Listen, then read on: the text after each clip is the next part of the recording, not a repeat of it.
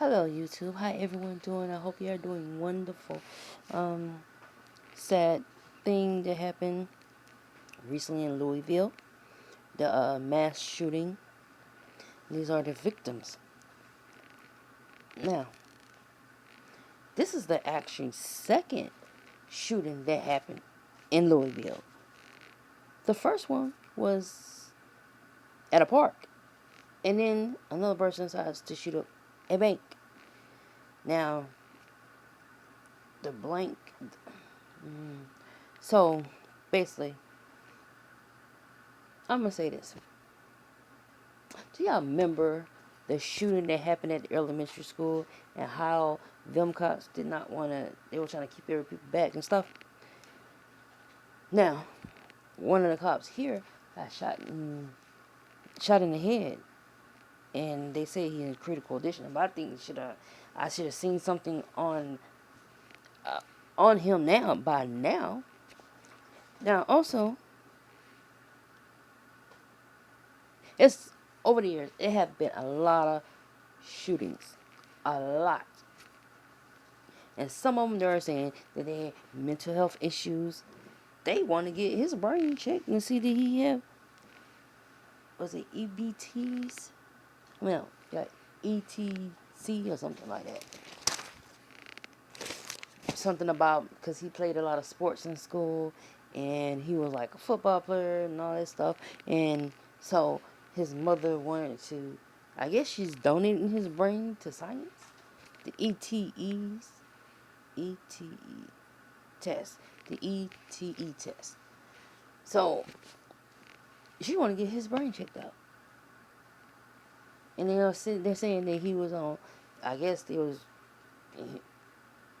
seeing a doctor.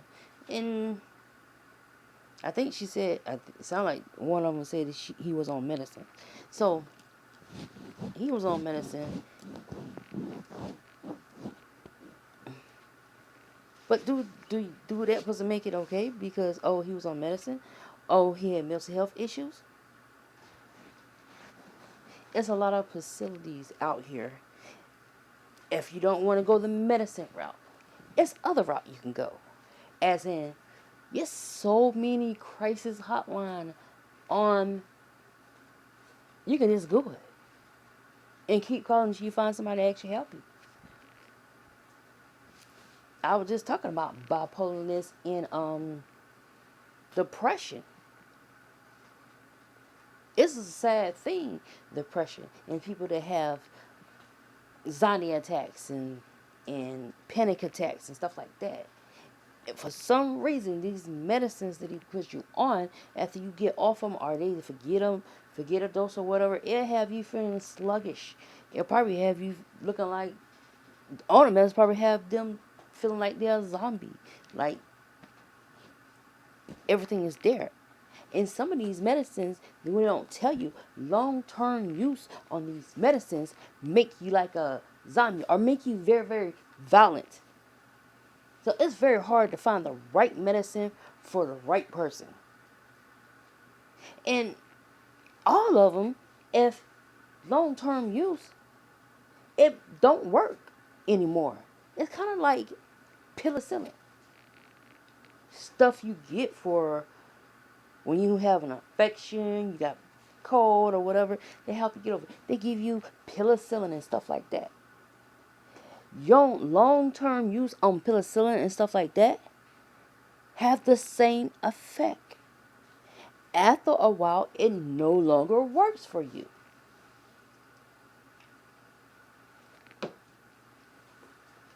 Also, was saying that if he was on medicine and he's seeing health professionals, these health professionals didn't see the signs of this man might need to be inside a facility, so they out anywhere. Also, they said something about him, a former employee. So, did he get fired? And he's gonna use the mental health issue, the mental health problem, to solve what the freak he did. Well, he's no longer here. It's no fault on the upbringing or anything. And the other person was I heard talking about it, he was saying that he had big background of education and stuff like that. Grew up in a loving home and all that. It's a big shocker that his own mother called. But, sorry, I just went all the way to another thing. But, stick with me. So, well, they're saying that his roommate found a note. It said where he was going. So, in seeing him take a rifle. So, my thing is, do you think if the roommate would have took and called the cops first, then call the mother, will most of them people still be, would it be still 5 victims, or would it be 0 victims? Because if it was the right time, going there, him leaving a note, and if the police would call and the 911 call would have fucking took things seriously, will or would have got to the note sooner, will half of them people still be alive? That's a big question. Would it still be alive? Now, I'm saying that when a person, like for instance, I know this one particular person, he talks about stuff like that all the time, and he never gets help.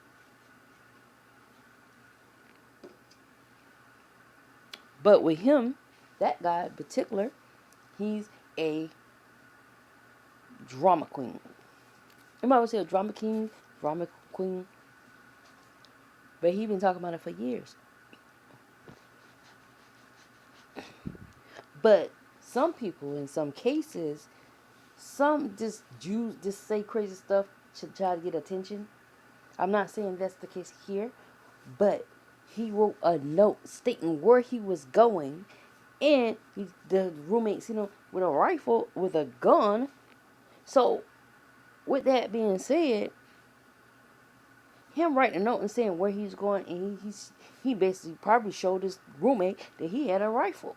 So, if he didn't call right then when he found that out, or he seen him with it when he was leaving out the door. So, my thing is, he wrote a note. So that means he was screaming for help, or he was just going to see would anyone care, or would anything get done. Was he hoping that before he even get to the place, the bank, that he will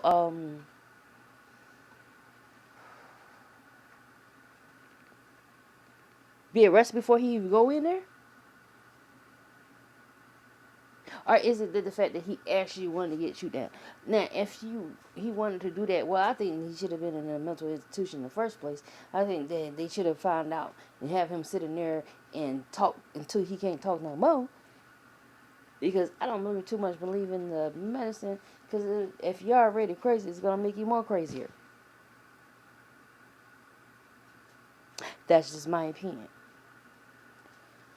Because that's what people call people like that. But that's not exactly what he is. I ain't saying he's crazy. I'm just saying that he had issues, and he couldn't handle his issues, and he needed to go get help. And if he was already getting help, why they did not put him in a place where he could not leave, so they make sure that he was not going to do anything crazy. When they've been said. So, man, this is this crazy. Now, he done killed. I mean, if he wanted to do that, he could have just done that. He could have went to the police station and waved around. If he wanted to go out like that, he had to take all them people with him. I mean, what could have been so bad that he goes back to his job and try to kill all his employees? Did he get fired and that's why he got mad? That's a big question. So basically, the mother is trying to donate his brains to science to find out what's wrong with him. What made him do that?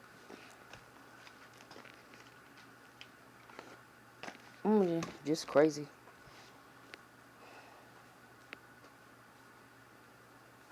The whole thing is just crazy. So, and it just so messed up. Now, a young 20-something-year-old young lady had to mourn her mother. And most of them, 46-year-old, 43, no, that's 64-year-old and 63-year-old, 40-year-old, 45-year-old, 57-year-old. Just because they wasn't that young, it's still going to be sad for the people because grieving and stuff going through like that. Shoot, grieving is an issue. Because a lot of people can't deal with it and they just leave this earth. And for this guy right here to do this, if you want to be that, and you see that, you know what? I think that was basically just anger. That he just want to be mad at the world, mad at all his co-workers, and just wanting to do something. I don't know. But was he screaming for help? Is that the reason why he left a note? And the roommate called to let the mama do it. Called the mama for her to call the police or 911.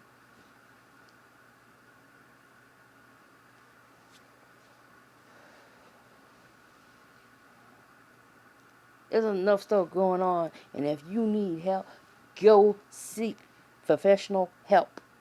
If you got issues, go seek them. That will make you feel better. It's many crisis lines, suicide lines, all over the place, all the time. There's a lot of rappers rapping about anxiety and depression, and they have the number at the end when they finish their video.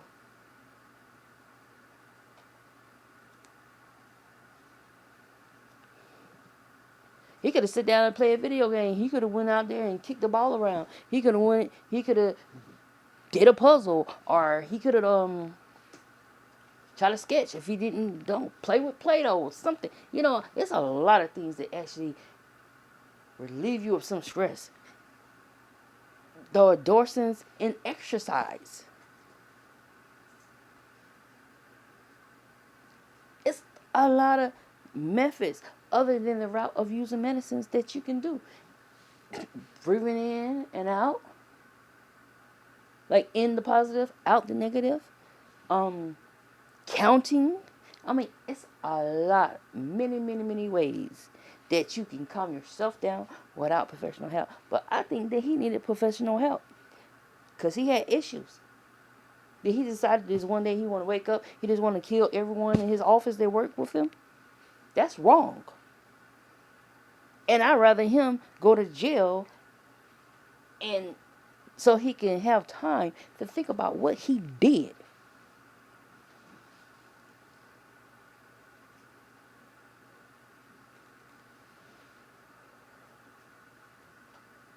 I'm gonna have a little couple clips,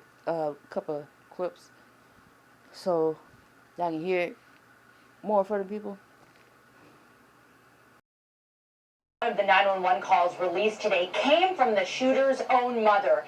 You'll hear from her in just a moment. First, though, a family member of one of the victims is remembering her tonight. In a new interview, Dina Eckert's cousin says it's hard to talk about her in the past tense. She always had something positive to say. She would always find the good in no matter how ugly or black or dark any circumstance was. She says her cousin had a beautiful spirit that would light up the room.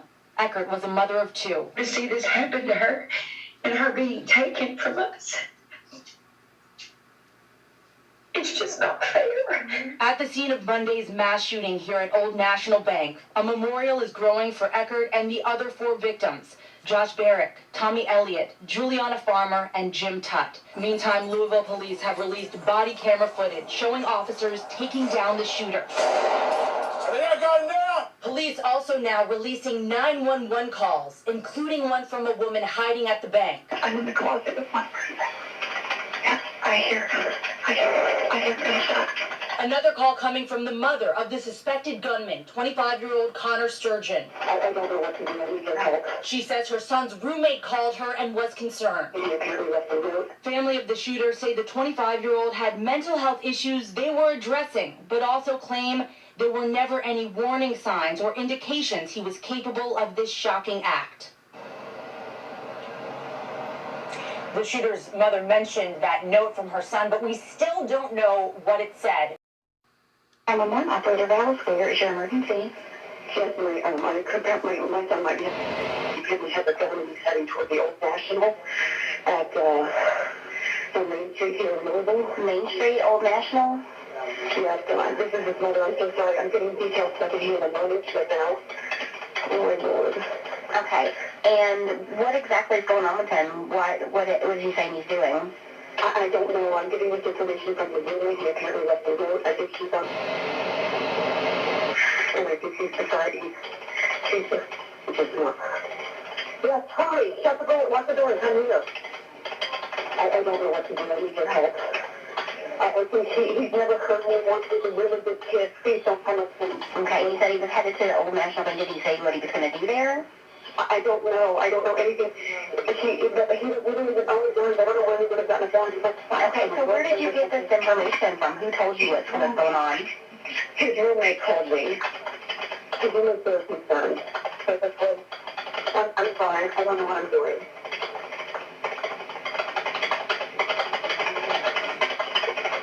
Okay, what's your son's name?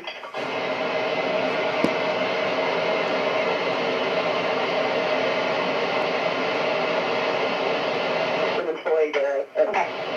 How old is he? White, black, Hispanic, Asian? White. 6'4". 6'4"? Yes. Okay. All right, what was your name, ma'am? What is your name, ma'am? Here's your telephone number.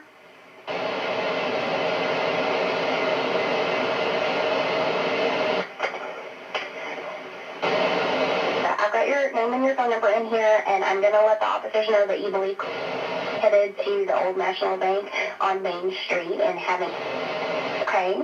That's correct. Okay. And he's non-violent. Mm-hmm. He's never done anything. Okay, and you don't believe he owns guns? I know he doesn't own any guns. Okay. And so did the roommate mention him having any weapons or anything? I don't know, ma'am. I'm sorry. I'm trying to get into my car. My son's talking to me and they're asking me questions about other things. And I'm shaking. I think maybe his girlfriend. Maybe had been. Okay. I don't know. Maybe he saw them. I don't know. Okay. All right. I have your name and number in here, and if officers have additional questions, we'll give you a call back. But I'm going to let them know. Okay. Oh, okay, so what do I do? Just go there? No, I don't want you to go to the location, okay? No, I don't want you to go to the location, ma'am. Okay? Right, I don't want you to go to the location. We have a situation that's going on down there right now. We've already had calls from other people, and I do not need you to go to the location at this time, okay? It's dangerous there. We've had calls from other people, so he's already there? Yes, at Old National Bank on East Main Street we have, and I'm advising you not to go to the location because it is an unsafe situation and officers are already at the location, ma'am, okay? Okay, thank you. You're welcome. Bye.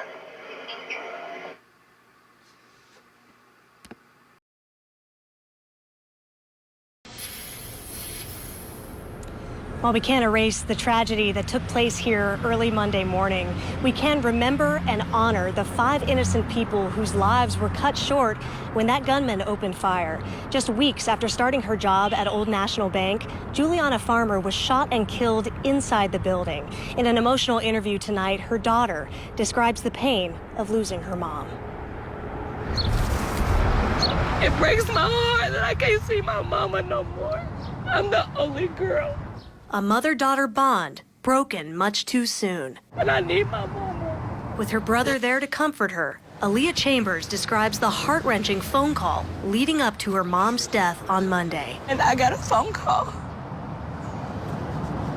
saying that I needed to get downtown to the bank, that there was an active shooter in my mama's bank. Her mom, Juliana Farmer, had just started her job at Old National Bank weeks ago when the building in downtown Louisville became the scene of a mass shooting. Farmer, a 45-year-old loan analyst, was shot and killed by the gunman within minutes. He killed my mama. He took my mama away from me. Chambers says her mom was from Henderson, Kentucky, and had recently moved to Louisville to help raise her 4 grandchildren. She didn't have to come, but she came for me. That's why I'm so hurt. Not long before the shooting, Farmer posted on social media saying she was happy her 5th grandchild was on the way. Chambers says it's hard to believe someone so genuine could be a victim of such a tragedy. My mom was the sweetest person, lovingest person, a smile that lit up the room. She's struggling to wrap her mind around the fact that her mom went to work on Monday, not knowing it would be her last day. You're not safe in the world anymore. And that's the scary thing about it. Truly so hard to hear that coming from her. Aaliyah Chambers, she says that something needs to be done to stop gun violence from taking innocent lives across the country, including her mother's, who she says will never be forgotten. Now, her mom, Juliana Farmer, she leaves behind many family members, including her daughter, her 2 sons, and her 4 grandchildren. I'm live in downtown Louisville tonight. Madeline Carter, WLKY News. We do want to begin with some breaking news from Louisville, Kentucky, where police just released chilling and disturbing body camera video showing officers responding to the deadly mass shooting inside a bank and taking out the killer. Overnight, a 5th victim died. Of the 8 others wounded, 3 are still in the hospital, including a rookie officer who was shot in the head. In an emotional news conference today, the mayor of Louisville said his city is shaken, scarred, and angry. A surgeon spoke of his wariness from treating so many gunshot victims. For the victims inside the bank, a staggering 170 units of blood were used to treat them. And we also learned today that AR-15 style rifle that was used in the attack, like all confiscated guns in Kentucky, will likely be auctioned off to the public, and under current law could eventually end up back on the street. CBS's Roxana Saberi is going to lead us off again tonight from Louisville. Good evening, Roxana. Good evening, Nora. The police body cam and bystander videos show the harrowing moment as the first police officers arrived at the bank behind me to try to take down the shooter, seemingly waiting in the front lobby after killing co-workers in what police say was a targeted attack. Newly released body cam footage shows officers confronting the gunman as they tried to enter the Louisville bank where he shot and killed co-workers. Just 3 minutes after the first calls came into 911. He immediately shot Officer Nicholas Wilt. Police say Officer Corey Galloway was shot head-on and rolled down the steps. Cell phone video shows Galloway taking cover, trying to find a clear shot, before finally killing the shooter in the front lobby of the bank. He's down! Get the officer! He went towards danger in order to save and preserve life. Police have searched the shooter's home and recovered several items, but are still investigating his motive. We do know that this was targeted. He knew those individuals, of course, because he worked there. The gunman killed 5 of his colleagues: Deanna Eckert, who died overnight, Joshua Barrick, Thomas Elliott, James Tutt, and Juliana Farmer, whose car is still parked outside the bank. And what did she tell you about her job here? That she loved it. She was happy, very happy. In an exclusive interview with CBS News, her kids, Gian and Aaliyah Chambers, said the 45-year-old had just moved to Louisville to help raise her 4 grandkids. For her to drop everything and come to me, it breaks my heart that I can't see my mama no more. Did you ever think that someone you love so much could go in this way? No. Never. Never in a million years. Never. As tributes to the victims grow, so is the feeling here that gun violence has to end. Louisville's mayor says 40 people have already been killed by gun violence in his city this year. This isn't about partisan politics. This is about life and death. This is about preventing tragedies. We've got to stop this gun violence. We just lost an innocent, beautiful soul. Innocent. They've got to do something about these guns. They got to. And tonight, Officer Wilt remains in the ICU in critical condition after being shot in the head. The mayor has announced an interfaith vigil tomorrow evening, not far from here, to acknowledge what he calls the physical and emotional wounds that gun violence leaves behind. Nora? For the first time, we're hearing the just-released 911 calls made during Monday's mass shooting at a bank in Louisville. The audio revealing the terrifying moments as the attacks unfolded. CNN's Adrian Broaddus is live in Louisville this hour. One of those calls, Adrian, was made by the shooter's mother. What more do we know about these calls? The shooter's mother made that call at 8:41, about 3 minutes after the initial 911 call came in. She told the dispatcher she was receiving secondhand information from her son's roommate. She had learned that her son had a gun and was heading here to the bank. Here's more of what she told that dispatcher. Yes, my son might be. He apparently has a gun and he's heading toward the Old National at on Main Street here in Louisville. Main Street, Old National? Yes, and this is his mother. I'm so sorry. I'm getting details secondhand. I'm running to it now. Oh, my Lord. Okay. And what exactly is going on with him? What is he saying he's doing? I don't know. I'm getting this information from his roommate. He apparently left a note. I think he's on... And I think he's beside... He's just not... Yes, hurry. Shut the door. Lock the door and come here. I don't know what to do. I need your help. I think he's never hurt anyone. He's a really good kid. Please don't come up to him. Okay, and you said he was headed to the Old National Bank. Did he say what he was going to do there? I don't know. I don't know anything. We don't even own guns. I don't know where he would have gotten a gun. Okay, so where did you get this information from? Who told you what's going on? His roommate called me. His roommate's very concerned. So this way, I'm sorry. I don't know what I'm doing. So that mother telling the dispatcher her son is nonviolent, and she also says she doesn't know where he would have obtained a gun. We also heard another call from an employee who witnessed the shooting, who was hiding in a closet, barely speaking above a whisper, trying to give this dispatcher as much information as she could. And as she was speaking, you could hear the shots being fired in the background. And we know two officers who responded right away, who were first on the scene, the rookie police officer, Nick Wilt, who is still fighting for his life, as well as his field training officer, C.J. Galloway. That employee who witnessed and was speaking above a whisper asked repeatedly, are they here yet? Are they coming? And yes, we know those officers showed up and ran toward the gunfire. Back to you. Yeah, those officers, indeed heroes. And oh my God, just hearing the shooter's mother there on the phone, and another reminder that it's not just the victims' families that are torn apart. I mean, it's his family didn't even know where he got this gun. We now know he purchased it last week. It is just horrifying to hear all of that. Adrian Broaddus, thank you. Good evening, and it's great to have you with us here on a Wednesday night. And we begin tonight with the call to 911. The mother in Louisville just before that mass shooting at the bank. The suspect's own mother on a tip from her son's roommate telling the operator her son may be armed and on the way to the bank. She also told that dispatcher her son was nonviolent, doesn't own a gun. Apparently unaware, authorities say that he had purchased an AR-15 just 6 days before the mass shooting that left 5 of his co-workers dead. ABC's Trevor Ault leading us off tonight with that mother's call. He's at Louisville again tonight. Tonight, chilling new 911 calls revealing as the Louisville gunman's rampage unfolded inside Old National Bank, his own mother was trying to warn police. My son might be. He apparently has a gun and he's heading toward the Old National at on Main Street here in Louisville. Main Street, Old National?